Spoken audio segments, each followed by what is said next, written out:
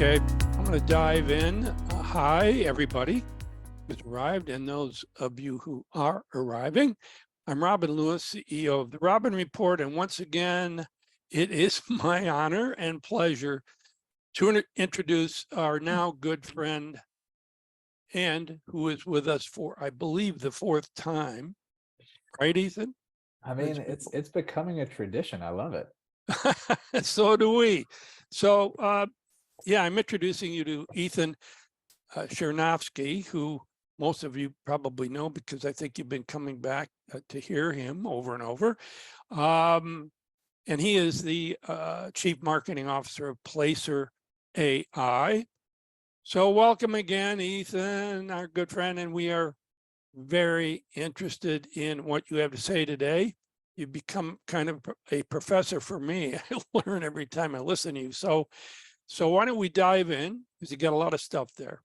Yeah, absolutely. And, just a quick look at what we're going to kind of go through today. I'll do that really brief introduction to Placer, and we'll kind of dive into the content. We broke it into 3 components this time. And so it's holiday takeaways, which is kind of a necessary bow on the holiday season, direct to consumer lessons, because we've been doing a lot of research in this space, and there's some really important takeaways for the wider retail landscape. And then, as always, kind of just early lessons that we're already seeing from 2023, things to watch out for.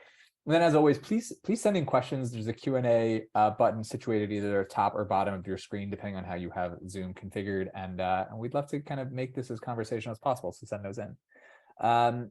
Placer in kind of 60 seconds. We're a location data company. People vote with their feet. We show you how they vote across the United States to retail locations across the country. We do that by observing a panel of over 30 million devices. We then analyze that data with machine learning and AI algorithms to make estimations on visits to retail locations throughout the US. Very critically, this is de-identified aggregate data, so we are GDPR and CCPA compliant. And then we take that data and we show it in a wealth of different reports within our platform on everything from true trade areas, visit counts, cross-shopping, void analysis, and a whole lot more. And with that, Robin, I think we can dive into the holidays and our final takeaways. Yeah, Ethan, before we start, I forgot to do what I'm supposed to do, which is in the beginning, tell everybody out there that as you listen to Ethan and we go through these charts and so forth, if you've got any questions, please put them in the chat box on the bottom of your screen, because at the end, we will have hopefully a lot of questions for Ethan. So, okay, Ethan, go ahead. All right. So, I mean, I think, yeah, let me start out here. Yeah, I mean, holidays, exactly. And we saw periods of visit growth in October and late December, Ethan. And even while days like Black Friday, for example, saw year-over-year declines, what can we learn from the shifts in the retail visits? I think that's what we wanted to get to here. Yeah, I mean, it's so fascinating, because we talked about this on our last conversation, the early holiday season and how that was coming back. What we didn't necessarily expect was the late holiday season. And I think there was a couple of things that happened that were really interesting. So, and it has one very, very important takeaway for, if not two, for retailers. So the first is the idea that kind of the holiday season starts October 1st, right? And that this early period is here and it's here to stay. And then it goes throughout late December, if not even early January, because of returns, gift cards, the like. And that tells us something really interesting, which is that this is no longer a holiday sprint, it's a marathon. And it starts in October and it ends in early January. And the psyche of the consumer that you are trying to reach is fundamentally different throughout that period. And that it's a really important thing to understand what is motivating the consumer throughout this period. So, for example, the shopper in October is not as motivated by the idea to get the cheapest possible price. They're motivated by the ability to get things done early. I am that type of shopper. I want to get my present list completed as quickly as possible so I don't have to stress out over it. It makes me feel better. I'm willing to pay a little bit more to do that. So that consumer is going to be drawn in by the ability to ensure that they have what they want, excuse me, and that it's going to be a pleasant experience getting it. The person shopping later on in the season is either more stressed about, uh-oh, I didn't get the thing I wanted, or Right. more likely to be pulled in by doorbusters and deals that focus on price or other elements. And what this tells the retailer is that you have this much wider space to operate within and to test out different types of concepts, because what works in October won't necessarily work in November or December. It certainly won't necessarily work in January. And that you have this ability to roll things out. What it also tells us is that we're likely to see a continuation of this game of value chicken, right? So who's going to blink first? Will the consumer just buy the product because they're, whatever, I'll just get it at a higher price? Or am I going to wait you out until that doorbuster does come, which was later on in the year?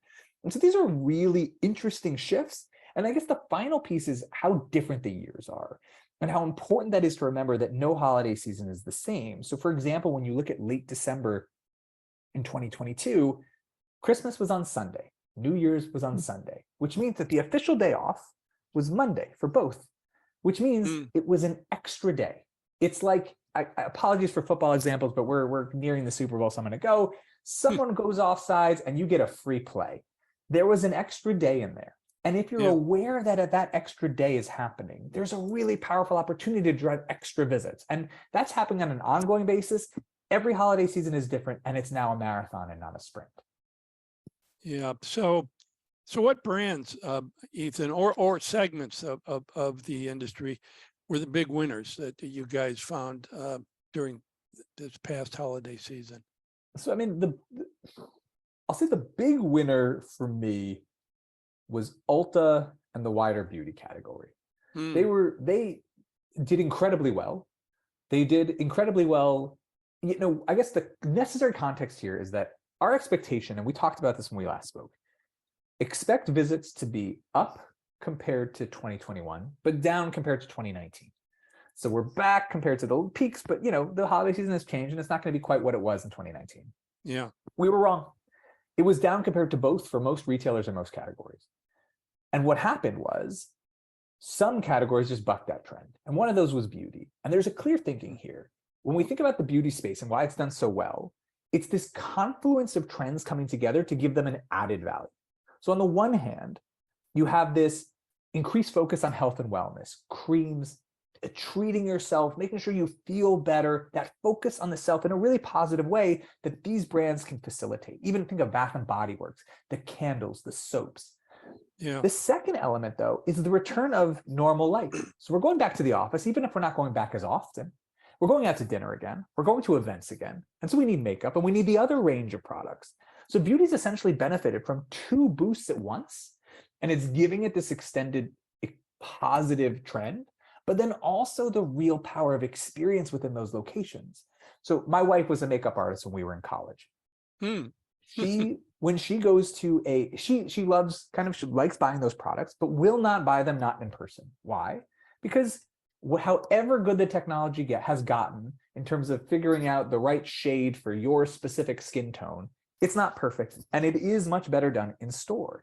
And these retailers realize that they provide these really unique experiences in their locations. So if you walk into a MAC, a Sephora, and Ulta, there's someone there who's helping you with these products, who's actually putting the makeup on your face in many cases. The smelling of the products, the touching of the cream. Do I like the feel? Do I like the way it smells? It's such an important part of the overall retail experience that it also benefits their brick and mortar. The other element we wanted to talk about was kind of like Target and Walmart. And the reason we want to bring them up is not because anyone's surprised that Target and Walmart are doing well, but it's the unique ability of these retailers to thrive regardless of the context. And so in this case, for both of them, we saw visits down compared to 2021 throughout most of the holiday period, even on Black Friday. But what we saw at the same time was that visit durations were up. So essentially, people were making fewer visits, but they were spending more time. And that tells us the power of these retailers to adapt, because in cases where there are lots of visits and everyone's going out and going to lots of places, they're doing well.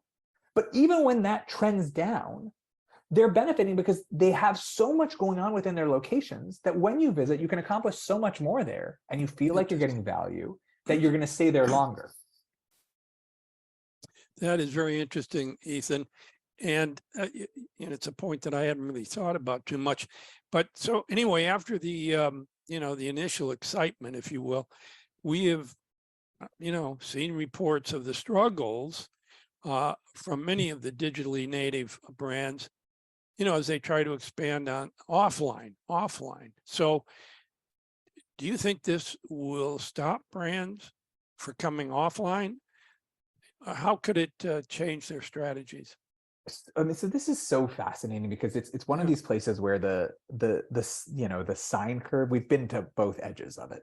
And so we started off the darlings of all of retail, digitally native brands, they're the greatest, they're so efficient. Oh, now they're coming offline, even better, they're geniuses, this is incredible. And then there's some struggles, and now we're like, uh-oh, this is not happening. It's not either of those extremes. These are really smart retailers who are moving into brick and mortar. Very often, they're still in their early stages of that kind of evolution. And so it's hard, and so they're learning. But I think the thing that's drawing them offline is pretty clear when you look at this graph. So what it's looking at is the blue is online visits, and this is thanks to our friends at SimilarWeb, which does kind of digital market intelligence. And the yellow is their offline visits. And what it's not, first of all, let's be clear, their online visits are much higher than their offline visits. But the growth potential there is limited. The growth potential offline is immense. And there's also more things they can get done from it. It's not just the sales. It's the marketing value. It's the e-commerce uplift. It's the logistics we talked about. Also, the fact that there are more and more ways for these brands to come offline. So it's not just owning their own locations. It's for a long term. It's using companies like Leap, who facilitate that first 4, 5, 6 locations globally, handle the operational challenges and the real estate challenges. It's pop-ups. It's own stores like we're seeing. It's few but powerful stores. So if you're only going to have 5 but never expand beyond, great, make those flagships that are about experience. It's the myriad of benefits combined with the myriad of ways to get involved that is driving this trend, and that's why we don't see it slowing down. Yeah, and I totally agree with you, and you can see it all over the place. It really does begin to say to all these digitally native brands that it's an omni-channel world. I mean, you've got to be in all channels, both physical and digital. Anyway, and as you're pointing out, it's there is huge advantages there. So, Ethan, how is the online data impacting offline decision makings and vice versa?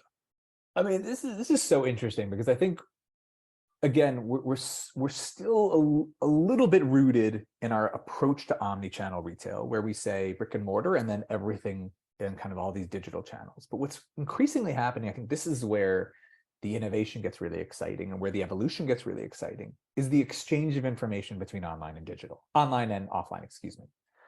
And let's take 2 examples. One is a very online-centric experience that's being influenced by offline, and the other is a very offline-centric experience, which is very, very heavily influenced by online data. And so the first is, let's look at loyalty. Loyalty is a key focus for almost any retailer you talk to, and it makes a ton of sense. It's not like an amazingly complicated reason why, right? If I have people within my loyalty program, they're more likely to buy again, I'm more likely to have consistent usage. The acquisition cost is brought down because I get more out of the users I'm able to bring in. It's a really powerful element. But how well are we really building loyalty if it's as a digital thing and not rooted enough in the offline world? So for example, Robin, imagine you and I go suit shopping, okay? Because as is our want, right? We need a new suit. And we try on that suit and we find a perfect fit. The tailor helps us, tells us exactly the measurements. We look great, we feel great, we buy a suit. Imagine if when we sign up for that loyalty program, because we're going to get 10% off when we buy that first suit if we sign up for the loyalty program, if they keep our measurements. And the next time we want to order, 3 months later, we have to go to a wedding. So we want to order a different suit because we want to look fresh and new. And they have those things. And I can use that fact that I've done the fitting already in a physical location where it's going to be the most accurate. Yep. And I can then bring it to the online environment. Now think about t-shirts, polo shirts, pants, jeans, dresses, everything in between. That ability to use an offline experience to power an ongoing digital engagement is critical. Yeah. And think about, again, one of my favorite examples is the Allbirds example. Allbirds CEO said it, 150% larger basket size when someone visits a store and then goes online to buy, as opposed to when they go online first. And it's because of the touch and feel. It's because of the experience. It's because they know what they want to get, and they know the size in many cases. But then let's look at the reverse. Let's think about a process that's inherently brick and mortar. Site selection. You don't need to look for where a store should be online. It's an only offline experience, but it's dramatically improved by online data. So for example, there's a company called Spatial.ai that does social demographics data. So they look at the proximity of words and the usage of certain words on social media platforms. They understand where that is happening more or less throughout the country. And they're able to layer that on top of true traders like ours, like we have on our platform, to understand where there is over-index compared to the national average excitement for certain topics. And so, for example, think about, Allbirds. They find online shoe shoppers where they're over-indexed. They find places where they're environmentally conscious buyers. And those are the right places to set up your stores. So the online information can heavily influence and improve offline processes and vice versa. And that exchange of information is where so much of the innovation that we believe that retail is going to go to experience in the next 5 to 10 years is going to come from. Very, very interesting. So what is the value of flagship stores, Ethan, in this current environment? Is their value helped or hindered by the way the sector's evolving? I think it is an absolute guarantee that it's helped. And I think there's a few things happening that are why. So we talked about some of them: the touch and feel experience, the brand experience in a store. What is the purpose of a flagship? The purpose of a flagship is to get you to fall in love. It's to get you to say, this is a brand I identify with. I want to be part of. I want to connect to. So the importance becomes even more, but then there's an added piece here. It's where are these flagships normally placed? They're placed in high-profile malls. They're placed in major urban areas. And when we think about the shift in focus that many brands are saying to, hey, where do I find Gen Z? Gen Z is difficult to find. They're difficult to connect with. They want to do things online. The reality is, when you look at polling of that group, they're more oriented towards brand. They're more oriented towards touch and feel. They're more oriented towards the relationship with the company and that company's values, which is the best thing to give off in a flagship store. But even more than that, they're coming to the places where these flagships are based. We have seen changes in migration patterns where people have moved out of cities to the surrounding areas. Most people are not leaving New York City to go to Dallas or Tampa. Most people are leaving New York City to go to Connecticut or New Jersey, a place where they can get a house. And the people who are replacing them are now ones who are saying, I have a chance to live in the city. And so it's multiple young people getting together with roommates to figure out a way to afford that apartment on the Upper East Side or the Upper West Side. And when they do that, they're in the city more often. And they're going through those locations, and there's a unique opportunity to leverage those flagships to create those experiences. And what you're seeing in this graph is the amount of time spent there. They work. People spend more time in stores that are oriented towards brand and experience. And experience doesn't mean climbing walls only. It doesn't mean, Lululemon is a great example. They have like the yoga studios, but that fits the brand perfectly. It can be just understanding who you are. If you ever walked into like a Nike flagship, it's all about sports and the athlete, because the idea they're trying to give over is that you are an athlete and you are part of that world as well. And they do so effectively. So it's not just the gimmicky elements of the flagship. It's the idea that this is where we kind of wear our heart on our sleeve. And for the consumer, it's a great place to convert. So, I like that differentiation between experiences, like Lululemon is, it's a natural match, whereas in another store, it may just be the culture, the associates and how they treat them and so forth. So experience differs. Yeah. So what do we learn? What do we learn about the next phases of the omni-channel progress from looking at online and offline, shopping patterns? So I think the biggest thing that we're learning is that the only thing that doesn't work in an omni world is splitting them, having offline and online be separate entities. Right. But so long as you understand that they're two pieces of the same attempt to reach customers in the best way possible for each customer, they're part of that kind of a la carte menu of, I like doing my discovery in the store, but then I want to actually buy online. You like using online to figure out where the store is, you like going there for fulfillment because you love buy online, pick up in store. But understanding that that array of options is what's necessary to satisfy the largest possible base of your potential audience is critical. But it also asks retailers to take a step back and ask a fundamental question. What is better about offline and what is better about online? And to understand those differences and how they can be used together. So let's think about, online first. Convenience, speed, the anywhere nature. I can always engage with a brand as long as I have a cell phone and internet service. A pricing, urgency, the ability to push engagements, email marketing. All of these are huge benefits from the online environment. Even think about things like exit intent. You filled a basket, you leave, it says, are you sure you want to go? They send you an email. Are you sure you don't want to buy these awesome pants that you already found? I mean, they're great. Don't you want them? That's a really important element. But then let's think about the offline benefits. The discovery process. We see over and over again that customers choose offline for discovery, for touch and feel, for trying things on, for brand experience, fulfillment values, the immediacy of the urgency that takes place. So think about things like, we talk about this a lot, and we're going to talk about this a little bit later. Retail media networks, why are they so important in the physical store? Because you're so close to the point of purchase, be in a mindset where you're considering things. But now let's think about the interactions between them and where things are missing. So my favorite example from, at least for anecdotal, but still I think important, and it kind of makes this point, I went shopping for a present for my son. I went into a retailer that I love, that I think nails most channels. And I looked for a product and they didn't have the exact thing I wanted. And I left the store and I went on my phone and I Googled it and I bought it for a cheaper price at another retailer. Not because it was cheaper, I didn't do that much discovery, but because it was the first one that came up in my search. So a retailer had me in their store, full intent to buy, ready to move. Yeah. And because they didn't have the product in stock, they lost me. Where's the exit intent in the physical location? Where's the where's the booth that says, didn't find what you were looking for? Find it here and we'll ship it to you within 3 days. Those elements, learning from the online experience and what that can bring to the offline experience, from the offline experience, and what that can bring to the online experience, that is where innovation needs to go within the retail space. And we say this jokingly, but I do mean it. Drones are super cool. I don't need my pizza dropped on my doorstep from a drone.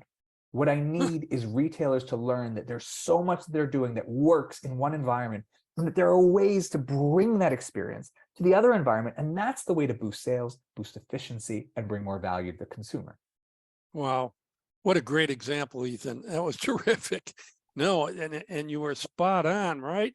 So how have this, migration and work patterns, changed the consumer, and what does it mean for retailers and brands? So I love this topic so much. This has kind of become one of my new obsessions, is what it means when our normal life patterns change from a retail perspective. So we have two graphs here. They're talking about two very distinct elements and how they change the context that the consumer is operating within. Now, add to this things like inflation and others that are clearly influencing this. If you look at the work week, one of the things that we found, we look at office locations, anywhere between 40 and 70, depending on the city, across almost a dozen cities. And what we found when we look nationwide is that visits are down about 40%, but unique visitors are down 20%, which means a lot of people are coming back. They're just not coming back as often. And when we look at the breakdown of visits, the proportion of visits that take place Monday through Friday, what we found is that Monday's proportion dropped and Friday's proportion dropped, and that Tuesday, Wednesday, Thursday rose. So what does that tell us? The biggest shift to virtual work has not been nobody going to the office anymore.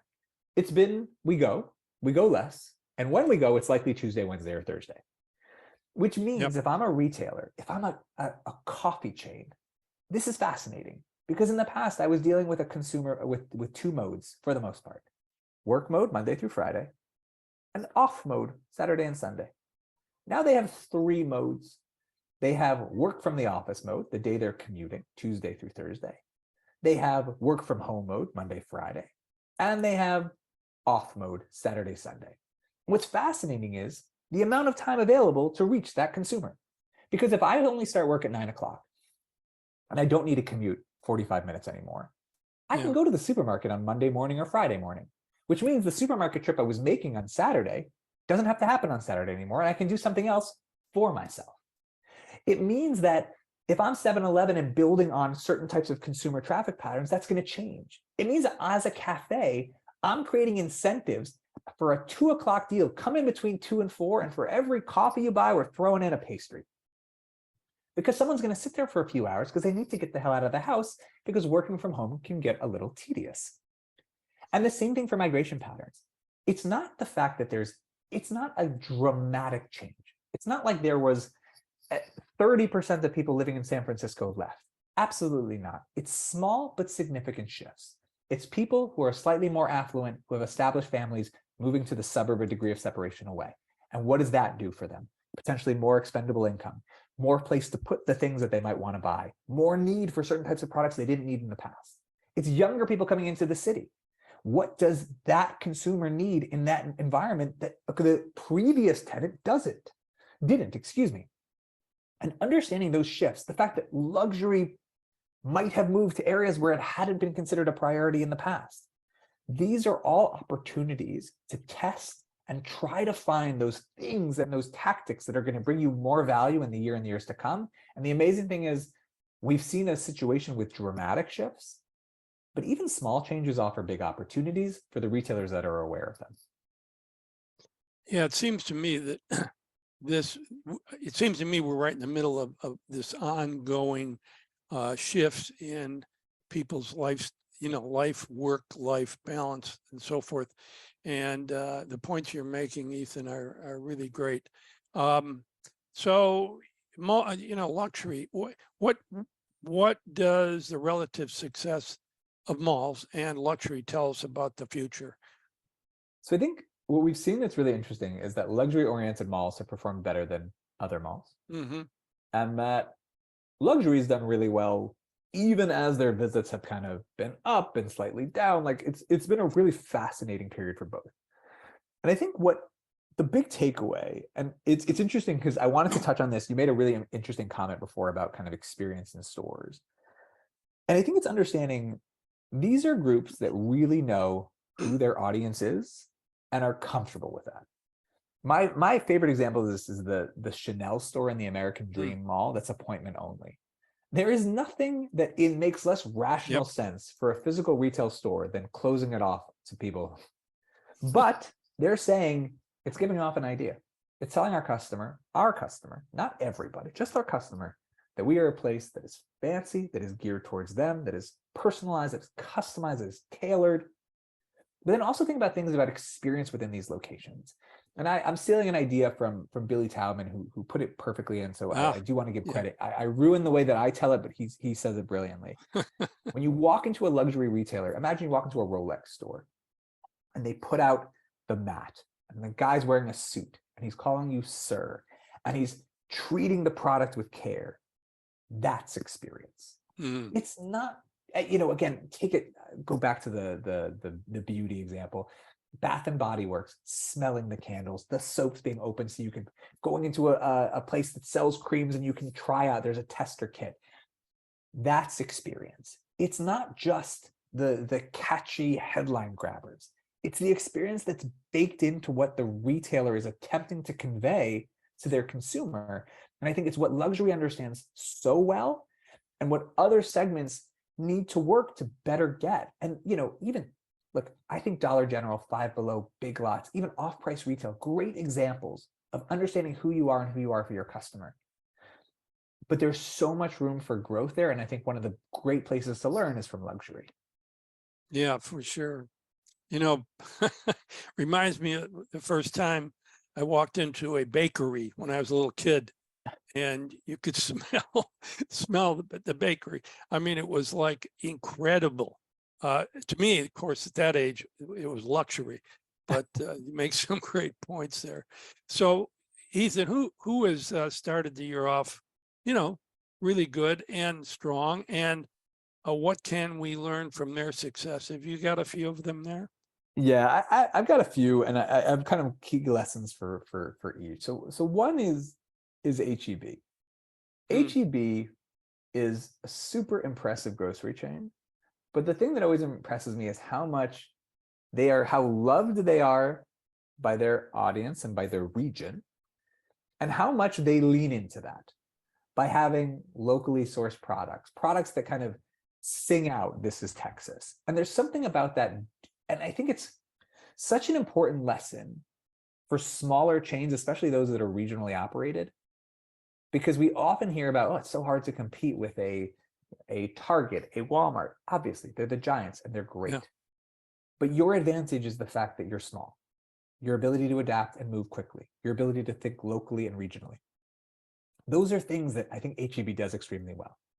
Trader Joe's also the same thing we talked about with luxury. They know their audience. They know how to bring them products that they love. They know how to give them an experience that is amazing for them.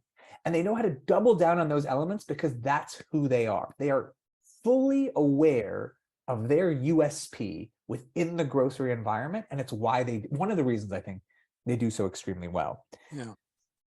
Target's interesting because I think it's a long time of constantly investing in innovation and widening their strengths so that essentially whatever happens, they're well positioned. And it's, we almost take it for granted. We take the greatness for granted, but so many smart decisions went into it. Again, apologies for the sports analysis here, but Tom Brady retired yesterday. Maybe the greatest football player of all time. But it was the work that he put in every day that allowed him to shine in those situations. Target is constantly working towards what the future of retail is, and it's why they benefit so much. And it's one of the reasons, we're kind of constantly in awe of what they achieve and do and how on trend they are as a brand. And the last one is off price, like we mentioned before. It's this understanding of value plus experience. So it's not like, oh, only luxury does experience well. Value chains can do experience extremely well if they understand what they bring to the table. How do they bring it to the table? Why? What? And they lean into that to make it something special. Because you walk into some value places where you are the one, no one's really helping you. You kind of walk around and it almost feels like they're not focusing on you. Whereas at a Marshall's, a Burlington, it feels like they're not supposed to focus on you. You're supposed to do it yourself. It's something baked into the experience that makes it more effective, but they lean into it. And I think understanding who you are, what you mean to your customer, and how do you double down on that value, that area where there's kind of mutual gain, that's the key. And that's what's driving a lot of these hot starts. Yeah. So, it's like the treasure hunt, right? You've heard that. I'm sure you probably coined it in these off-price places like Marshall's and so forth. It's, these, people go in there, women go in there, consume. They really are hunting for that real special designer, frock, if you will. So anyway, okay, here it is, ding, ding, ding. Who do you think are going to be the winners in retail in 2023? So I think let's start with one that we talked about a lot, and then we'll kind of move from them. So Bath and Body Works, things like Buff City soap, where you kind of make your own soap, like super engaging. I think that continued beauty, and then we go away from that core Ulta, Sephora, then those other layers. It's just going to see continued success. I think they're extremely well positioned. Even by the way, if year-over-year metrics start to look a little bit weaker, it's going to be in a large part because of the peaks they hit, not because of the lack of success. At least that's what we believe. Brands like Top Shelf, like a brand under the Dollar General umbrella, is brilliant. And I think it's super important. I think it's a trend we're going to see of chains that are dominating in a lane, looking for that next level, either up or down. What's fascinating for, we think about an off Fifth for Saks or a Nordstrom Rack for Nordstrom's. We don't necessarily talk enough about Top Shelf as this Dollar General plus experience. And by the way, we're seeing in other places. So Five Below has their $10 products. Walmart's moving a little bit more up market. And the idea that there is more to grab, taking that move to an adjacent area is super interesting and something that I think is worth noting. And then the third group is just continued success for those who really know who they are and understand the experience they're looking to provide and why. And that's in the fitness space. And especially if you look at value chains, They're expanding. They were expanding during the pandemic. They were expanding before. They have not changed who they are. They are disciplined. They understand where they need to be, for whom they need to be that. And they continue to grow and expand. And I think that is a really powerful recipe for success.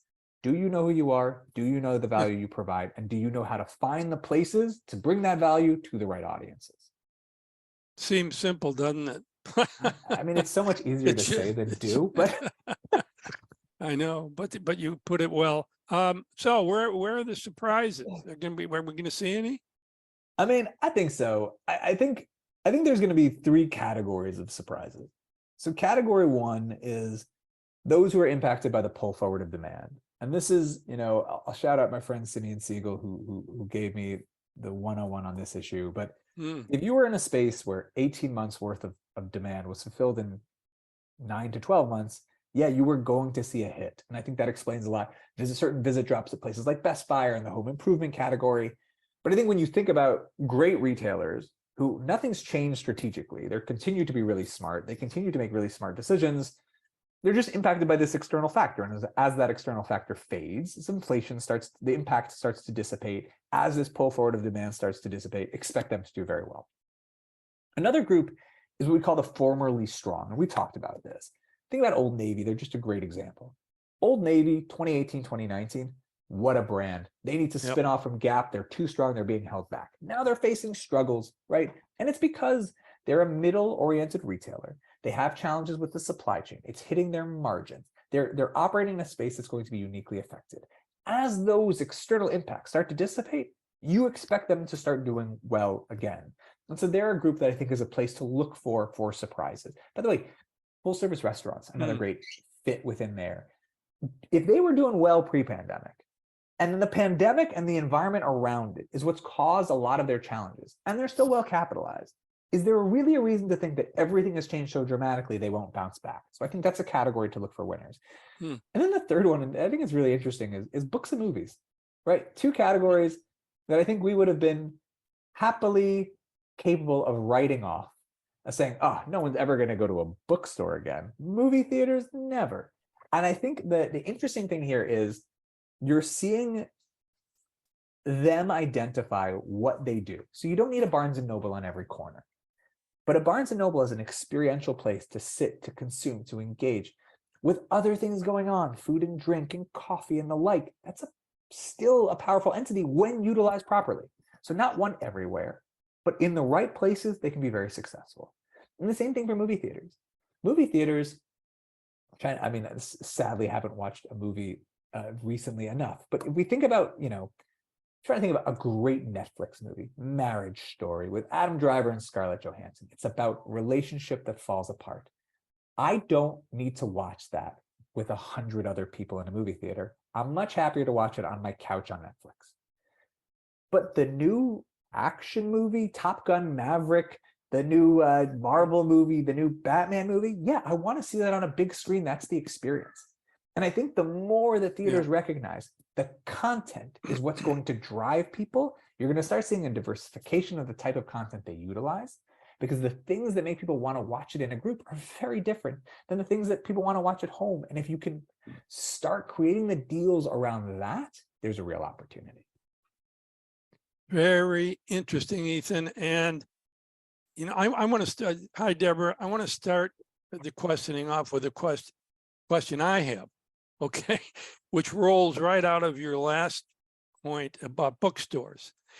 I totally agree with you. And so what about this huge irony of the fact that Amazon couldn't get it right in the physical world with their bookstores? They folded it. Here we go, the greatest bookstore, genius, the whole online Amazon thing. I couldn't believe it.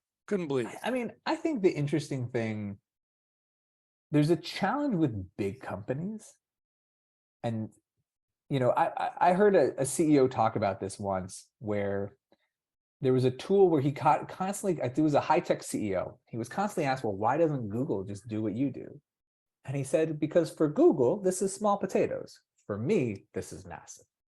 And I think there's one of the things in understanding a gigantic company like Amazon is something clothing doesn't always mean it was a failure. It means it wasn't enough of a success or enough of a priority with all of these other priorities. And I think Amazon is notorious for being very priority oriented. I think it's part of the reason they're such a gigantic, enormous company. And so I am always hesitant to judge Amazon elements as failures, though I'm sure there have been.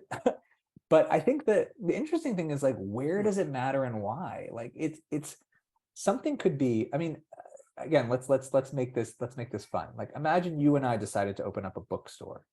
How many locations does our bookstore need to have where you and I are going to be like, oh my God, what a resounding success?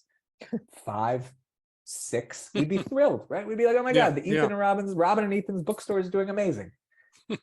For Amazon, that's not enough. Like, it has to be thousands. So I think it's the scale is often very different, but I think that's actually a good thing in the case of bookstores, because it allows them to focus on the hominess, the experience that's actually going to draw people in. Yeah, I just make a last comment here. The book on Bezos, he above almost everybody focused on the consumer to an intensity level that is very seldom ever seen across any business. Okay, and the book on him really played that out. So what amazes me is that with that focus that he had and his genius, how he missed the point you're making about small bookstores, and how he could not have localized the hundreds of them around the country. Just my opinion, my question there, which is really, I think, an interesting point. It's perhaps he was leaving or retiring or kicking himself upstairs while all of this was happening among the bookstore enterprise of his. Anyway, interesting point. Absolutely. So before I get to the questions, I just have one thing to add to the whole bookstore and book and movie piece of your conversation. There was just a report this morning that kids who are enrolling in university, there's a huge lift in humanities.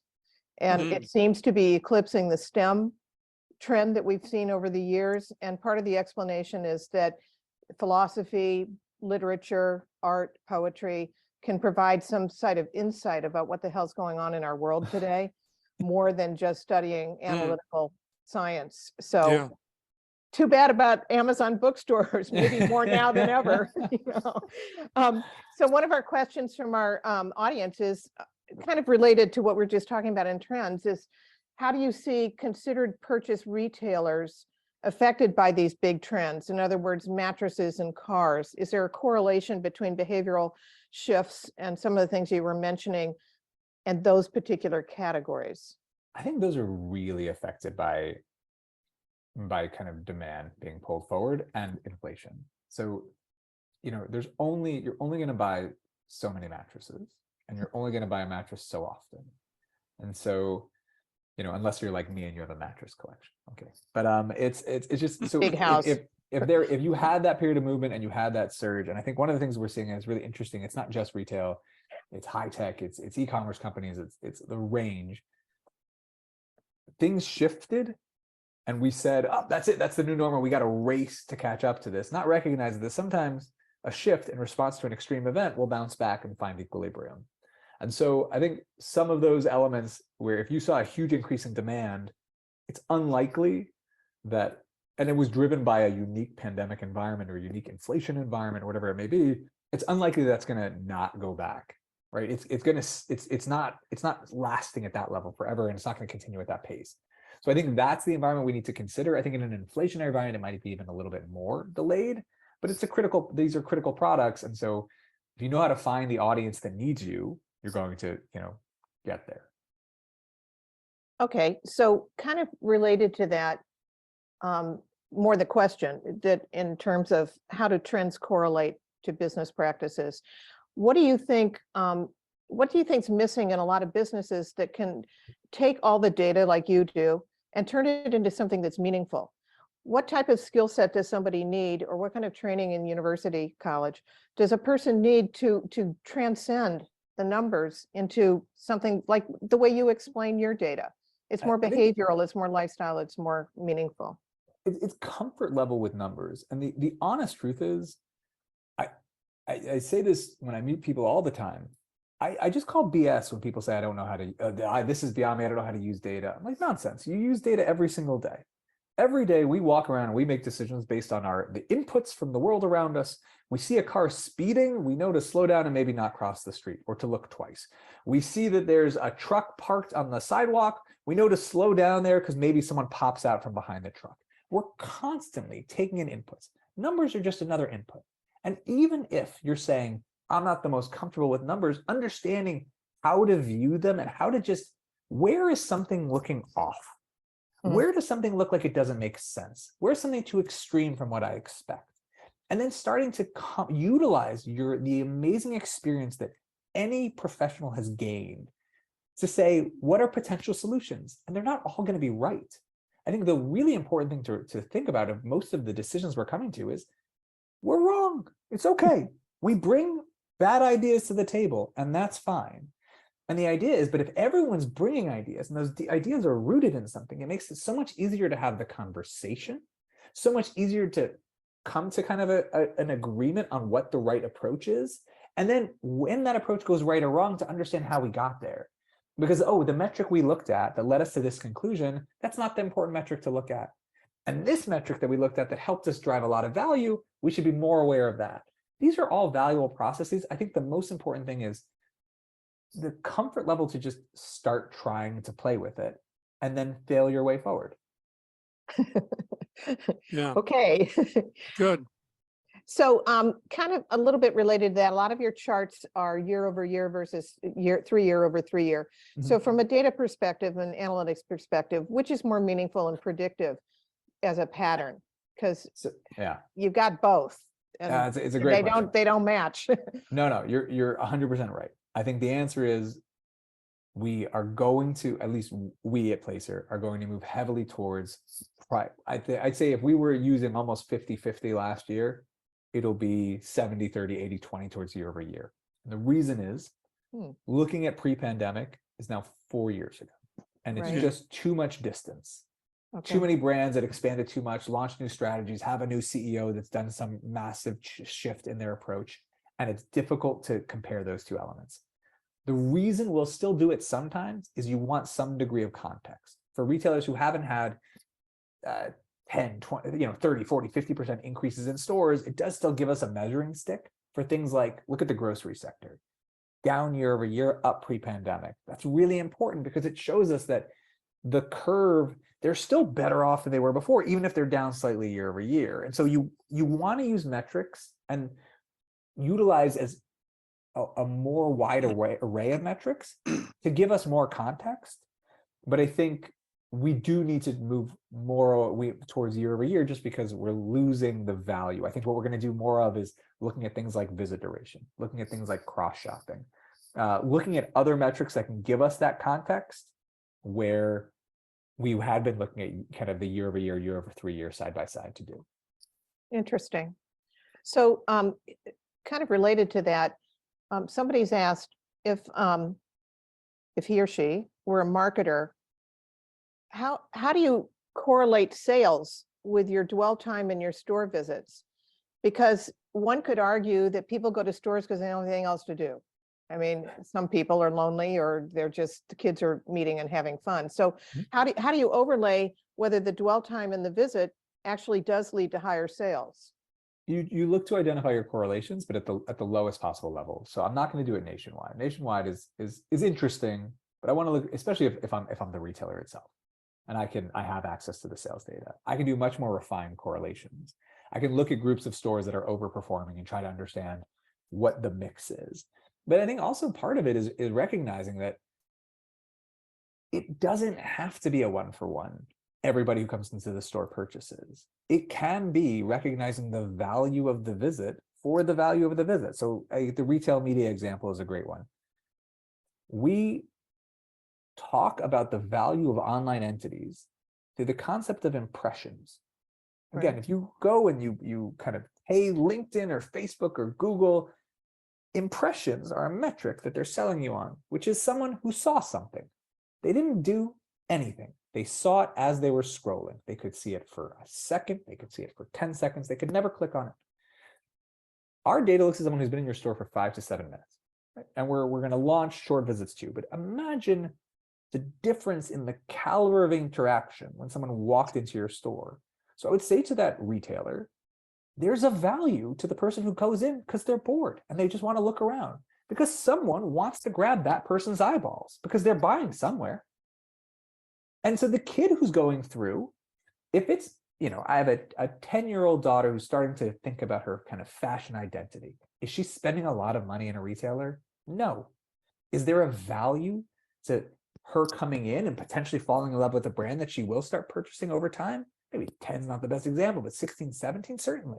Mm-hmm. And so understanding that there are other values that are happening with your store is not something I'd shy away from. I would absolutely look for correlations with sales and try to figure out how to refine that as much as possible. But there's other values that I wouldn't shy away from either. Okay, thank you. Now for a very technical question from one of our guests. Why were year-over-year traffic comps so elevated in late December, early January? And the supposition is, was it because of the lapping of Omicron? So I think Omicron played a role. And it's a great point. Omicron played a role. I also think that the holidays on weekends is really significant. So I think we'll still see it next year potentially, because again, you had your Christmas dinner, you had your whole party on New Year's, and you had this other day that there's no obligation on to go do something. So you go to the mall and you went shopping and you also took in a movie. So I think there's a big, I think that the combination of forces had a big impact.